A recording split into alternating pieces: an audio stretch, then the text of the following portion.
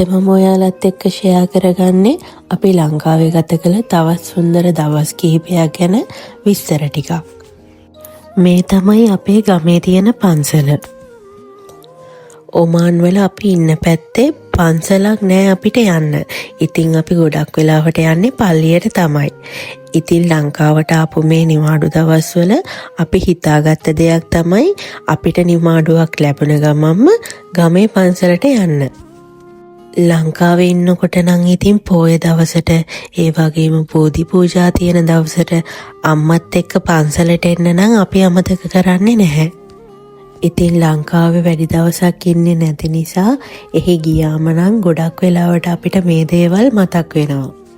මොකද පුංචි දවස්වල ඉඳලම ජීවිතේ එක එක විශේෂ අවස්ථාවල ඒ කියන්නේ උපන්දින දවසක ඒ වගේම අපි අලුත් දෙයක් පටන් ගන්න යනකොට අපේ හිතට දුකක් දැනුනම අපේ හිත නිදහස් කරගන්න උනනම මම නිතරම අම්මත් එක්ක පන්සලට එනවා. මුලින්ම ගිහින් අම්මයි මමයි හස්බන්ඩ්ුයි පන්සල අතුගාලා පිරිසිදු කරලා මල් ආසන පිරිසිදු කරලා අපි ගෙනාපු ගිලම්පස මල් අපි පූජා කරන්න ලෑස්ති කරගත්තා. ඉතින් අම්මයි මල් ටික පිළිවෙලට ලෑස්ති කරගන්නකම් මම කලේ අපි තුන් දෙනාටම බෝධිය නාවන්න අවශ්‍ය පැන් කල ටික ලෑස්ති කරගත්තු එකයි.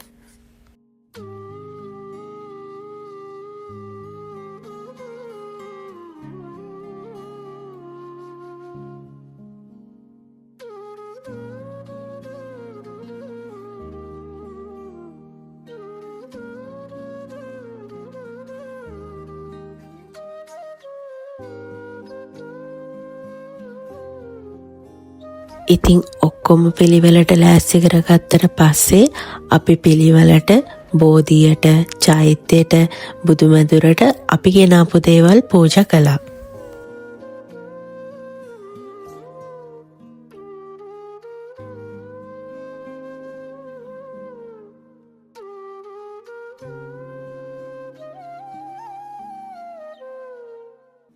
ඉතින් ඊට පස්සේ අපි කරේ බෝධිය නාවන්න ගියපු එක.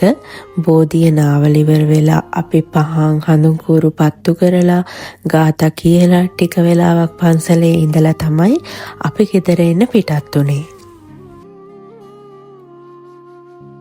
මේ පාර අපි ගියේ ලංකාවේ කටින පෙරහැර තියෙන පාසවල.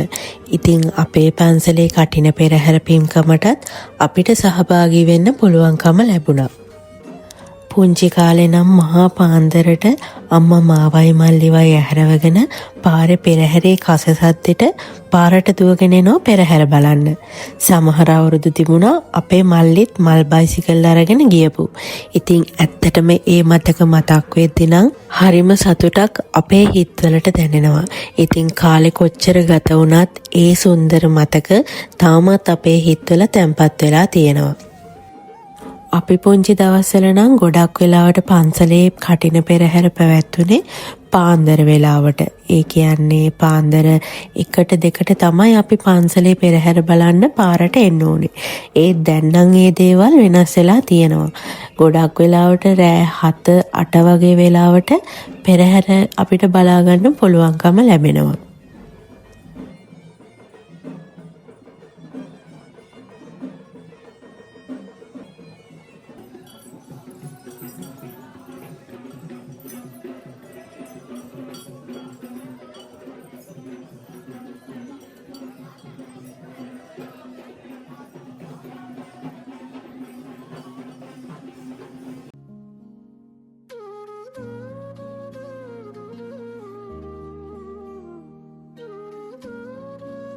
ඉතින් මේ නොවැම්බර් මාසේ 1 වෙනිදා මම අපේ ගෙදර අයවයි මගේ ආච්චිවයි සීයාවයි එක්කගෙන අනුරාධපුරේ ගියපු දවස. ඇත්තටම මට ගොඩක්ම උමනා වෙලා තිබුණේ මගේ අම්මගේ අම්මයි තාත්තයි. ඒ කියන්නේ මගේ ආච්චිවයි සීයාවයි එක්කගෙන මේ ගමන යන්න. ඉතින් අපි හැමෝම ගොඩක් ලොකු ආසාවකින් තමයි මේ ගමන යන්න සූදානම් වුණේ. අපේ උදේ පාන්දර 2ට විතර තමයි ගෙදරින් එන්න පිටත් උනේ. අනුරාධපුරයට එනකොට උදේ 6 විතර වුණා.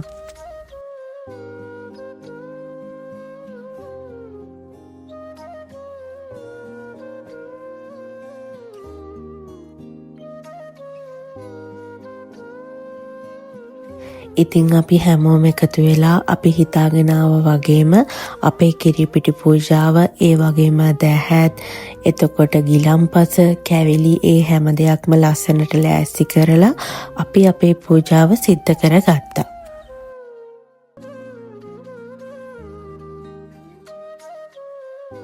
අපි ඒ ගෙනාපු දේවල් පූජා කරලා ඉවරුණාට පස්සේ අපි රුවන්වැලි මහා සෑය ළඟම බිමින් ඉඳගෙන අපි හැමෝම එකතු වෙලා එකට පිරිත් කිව්වා. ගාථා කියලා පිරිත් කියලා අපි ගොඩක් වෙලා කොහොම හරි පැයක් විතර අපි එතනට වෙලා හිටියා.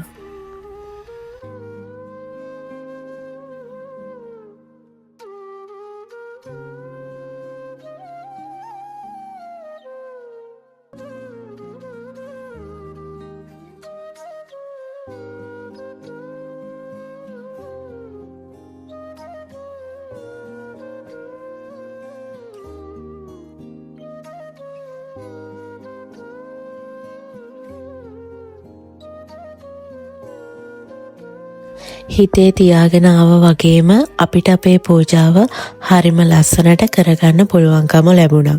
ඉතින් ඊට පස්සේ ජයශ්‍රී මහබෝධියටත් ගිහිල්ලා වැඳ පුදාගෙන අපි හිමීට ගෙදර යන්න පිටත් වුණා. ඉතින් ලංකාවට ගිහිල්ලා දන්නෙම නැතුව මාස දෙකකුත් ඉවර වෙන්න ලං වුණා.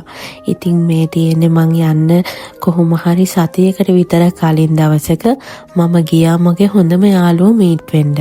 ඉතින් මේක යාළුකමක් කියනවට වඩා වටින සහෝදර බැඳීමක් කියන්න මං ඇත්තටම කැමතියි.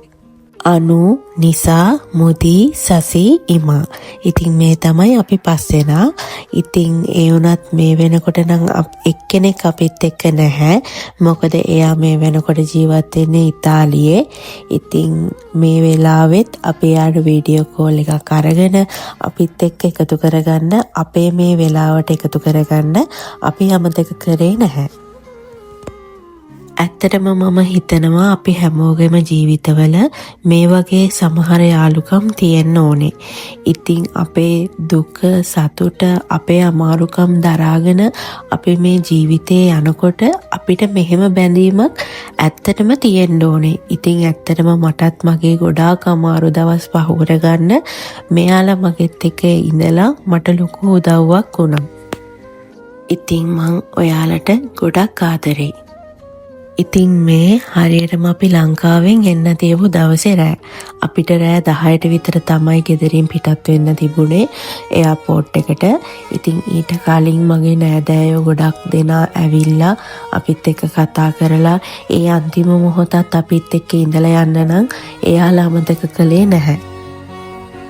ඇත්තටම hina වෙලා හිටියත් මේ වෙලාවේ නම් හිතට දැනෙන හැඟීම කියා ගන්න අමාරුයි. ඒත් ඉතින් මොනව කරන්නද හිත තද කරගෙන අපේ හීන වෙනුවෙන් අපේ බලාපොරොත්තු වෙනේ ඉදිරි ජීවිතේ වෙනුවෙන් අපිට මේ ගමන යන්නම වෙනවා.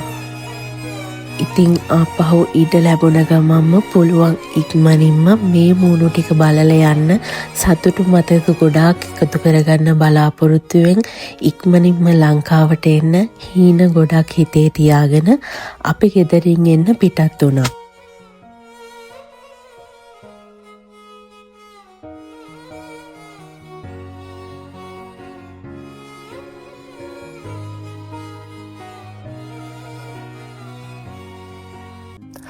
අපි ලංකාවෙන් යන්න තිබුණ දවසේ තමයි ලංකාවේ අර කුණාටු ආපු දවස. ඉතින් උදේ ඉඳලම වැස්ස. ඒ වගේම ඒ වෙද්දිත් ගොඩක් තැන්වල වතුර දාලා තමයි තිබුණේ. අපි ඉන්න පැත්තට කිසිම කරදරයක් වෙලා තිබ්බේ නැති වුණත් අපේ අම්මලා නම් ගොඩක් බයෙන් හිටියේ මේ වගේ තත්වයක මේ වගේ ගමනක් අපිට යන්න වෙලා තිබුණ එක ගැන. ඉතින් අපිත් හිතුවා අපේ ෆ්ලයිට් එකත් කැන්සල් වෙයි කියලා. ඒ වුණත් අපි ඔන්ලයින් බලනකොට අපිට එහෙම කිසිම නිවුස් එකක් දාලා තිබුණේ නැහැ. ඒ නිසා අපි වෙනදටත් වඩා කලියෙන් අපි එයාපෝට් එකට ගියා. ඒ වෙනකොටත් තිබුණු ගොඩක් ෆ්ලයිට් ඩිලේ වෙලා තිබුණා. ඒ වගේම සමහර ෆ්ලයිට් කැන්සල් වෙලා තිබුණා. ඉතින් ඒ වෙලාවේ නම් ගොඩක් ලොකු සෙනගක් එයාපෝට් එක ඇතුලේ හිටියා.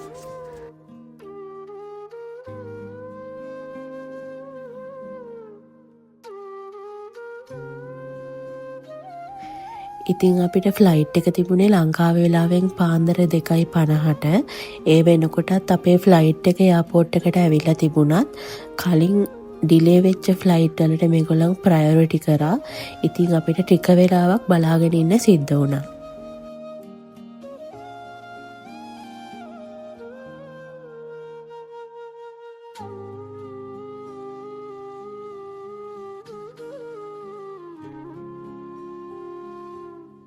අපිට සලාලවලට යනවා නම් ෆ්ලයිට් දෙකක් ගන්න තියෙනවා. ලංකාවේ ඉඳලා ඩුබායි සාජවලටයි, සාජා ඉඳලා සලාලවලටයි. ඔන්න දැන් අපි ඉන්නේ ෆ්ලයිට් එකට බෝඩ් වෙන තැනට.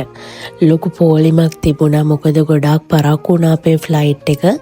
ඉතින් අපි දෙන්නත් පෝලිමේ හිටගෙන බලාගෙන හිටියා අපේ වෙලාව එනකම්.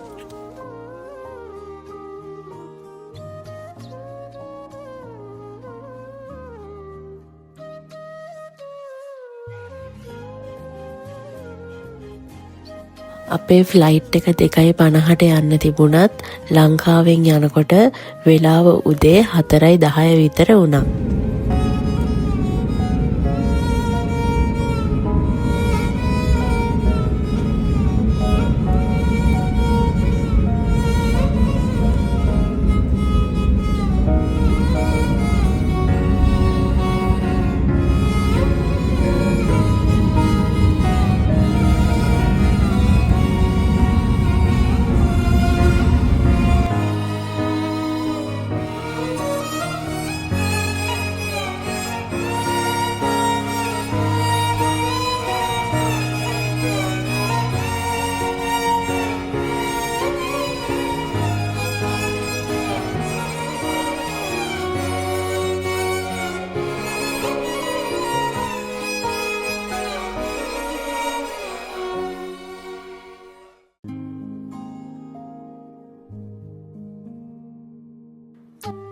ඔයාලට මේ පේනවා වගේ ඉර පායගෙන එද්දී අහස උඩින්, ඒ කියන්නේ අපි ෆ්ලයිට් එකක යනවා නම් හරිම ලස්සන view එකක් අපිට බලා ගන්න පුළුවන්. මේ වෙනකොට නම් වෙලාව උදේ 7ට විතර ඇති. අපි ඩුබායි සාජවලට 7:00 විතර වෙද්දී ලෑන්ඩ් කරා.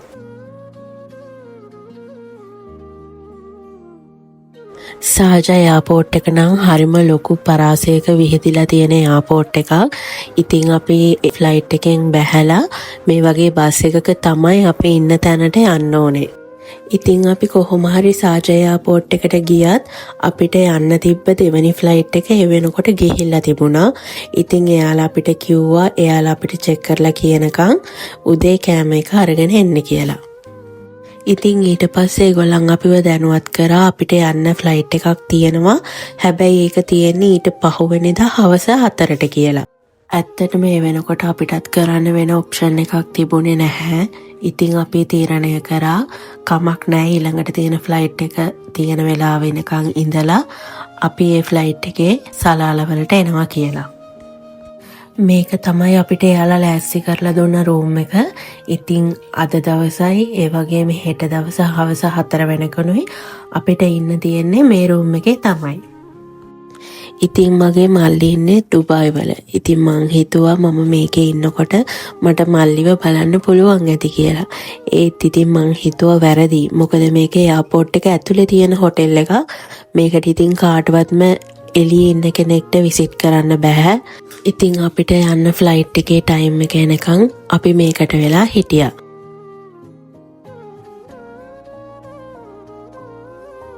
ඉතින් ටිකක් හවස් වෙන්න ඇරලා අපි දෙන්න එළියට ගිහිල්ලා පොඩ්ඩක් ඩියුටි ෆ්‍රී එකේ එහෙම රවුමක් දාලා නැත්තම් ඉතින් 15 වෙනි මුළු දවසක්ම එක රූම් එකට වෙලා ඉන්නකොට ඉතින් පොඩ්ඩක් එළියට ගිහිල්ලා අපි ආවා. ඉතින් මේ තමයි අපිට ෆ්ලයිට් එක තිබුණ දවසේ. අපි ඉතින් චෙක් අවුට් එක අපිට තිබ්බේ හවස 3යි ගානට. අපි ඊට කලින් රූම් එකෙන් එළියට ගියා ඔක්කොම ලෑස්ති කරගෙන. මොකද මොනවා හරි කාලම අපි ෆ්ලයිට් එකට යනවා කියලා තීරණය කළා.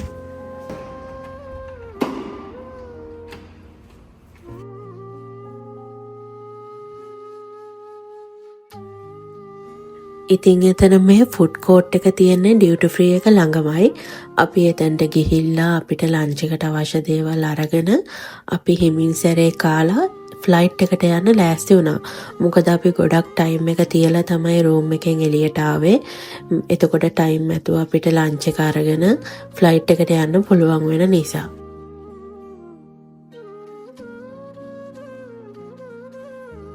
ඉතින් අපි ලන්ච් එක අරගෙන ඊට පස්සේ ඩියුටි ෆ්‍රී එකටත් ගිහිල්ලා අවශ්‍ය දේවල් අරගෙන දැන් මේ ෆ්ලයිට් එකට බෝඩ් වෙන තැනට තමයි අපි යන්නේ.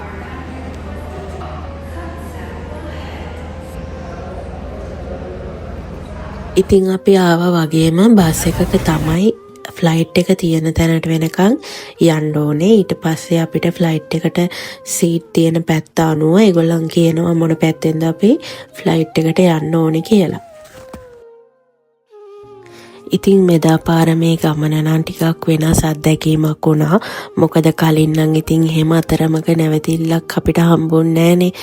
ඒ වගේම ඉතින් සාජවල ඉඳලා සලාලවලට එච්චර දුරකුත් නෙමෙයි තියෙන්නේ. ෆ්ලයිට් එකේ නම් විනාඩි 45ක වගේ ගුවන් ගමනක් තමයි අපිට තියෙන්නේ. හවස 6:00 විතර වෙද්දී අපි සලාලවලට ලෑන්ඩ් කරා. ඉතින් ඒ වෙනකොට අපි තාත්තට දැනුවත් කරලා තිබ්බේ අපි මේ වෙලාවේ තියෙනවා කියලා. ඉතින් එයාපෝට් එකට ඇවිල්ලා අපි බලාගෙන හිටියා අම්මයි තාත්තයි එනකන් අපිව ගෙදර එක්කගෙන යන්න. ඉතින් ලංකාවට මෙදා පාර අපි ගියපු නිමාඩු ගමන මේ විදියට අවසන් වෙනවා. ඒත් එක්කම මතක් කරන්න ඕනේ ලංකාවේදී අපි ලස්සන මතක ගොඩාක් එකතු කරගෙන හරිම ලස්සන නිමාඩුවක් ගත කරන්න අපිට පුළුවන්කම ලැබුණා. ඉතින් අම්මේ ඔයාව ඒ වගේම ලංකාවේ අපේ නෑදෑයෝ හැමෝම මතක් වෙන වාර සංඛ්‍යාව අනන්තයි අප්‍රමාණයි.